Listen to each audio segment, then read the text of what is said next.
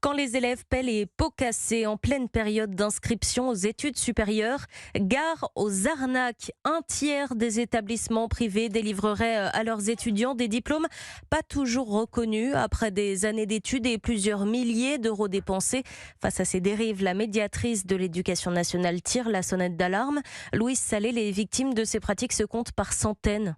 Oui, c'est le cas de Lorraine, 22 ans, elle est en bachelor communication à Paris. J'ai découvert que mon école, elle n'était pas forcément reconnue par l'État. Je n'étais pas vraiment au courant et c'est un peu compliqué parce qu'on veut savoir si on a un bachelor ou non et eux, ils sont pas clairs dessus et même quand ils expliquent, c'est pas très clair. Certains élèves de sa promo ont été refusés en master dans des universités. La raison, ils n'ont pas de bac+3 malgré 3 années d'études et près de 20 000 euros investis. Pourtant, l'établissement certifie être reconnu par l'État.